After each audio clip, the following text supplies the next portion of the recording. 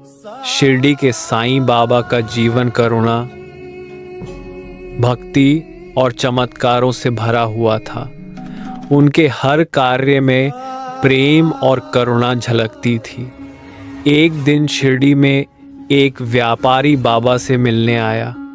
वह अत्यंत दुखी था क्योंकि उसके व्यापार में लगातार नुकसान हो रहा था और घर में भी कलह बढ़ गई थी। वह बाबा के पास आया और चरणों में गिरकर बोला, बाबा, मेरी स्थिति बहुत खराब है। घर परिवार टूट रहा है, व्यापार खत्म हो रहा है, मुझे कुछ समझ नहीं आ रहा, कृपया मेरी मदद करें। बाबा ने शांत भाव से उसकी ओर देखा और बोले, अरे भाई, धन संपत्ति तो आती जाती रहती है, असली धन है श्रद्धा और सबूरी। तुम्हारे पास धैर्य नहीं है, इसलिए मन में अशांति है। अगर तुम धैर्य रखो और ईश्वर पर विश्वास करो तो कठिन समय भी आसानी से कट जाएगा।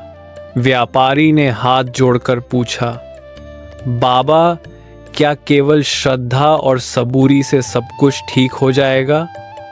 बाबा मुस्कुराए और बोले, हाँ, जब तुम ईश्वर पर विश्वास रखते हो तो तुम्हारा मन शांत रहता है। शांत मन ही सही निर्णय लेता है और वही सफलता का मार्ग खोलता है। याद रखो, जब तक मन विचलित रहेगा तब तक कोई कार्य सफल नहीं होगा।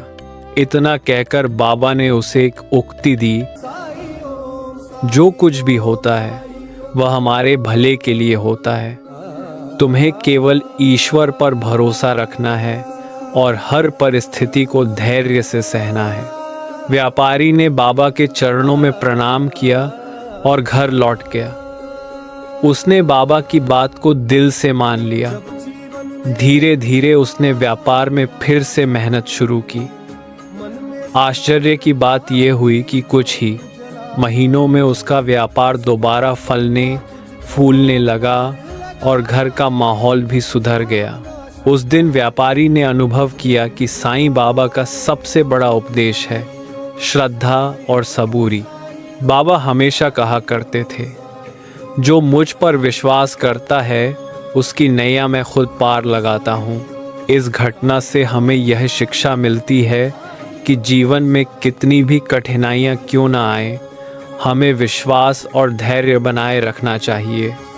समस्याएं हमेशा अस्थायी होती हैं, लेकिन अगर हमारा मन मजबूत और शांत रहेगा तो हम हर परिस्थिति का सामना कर सकते हैं।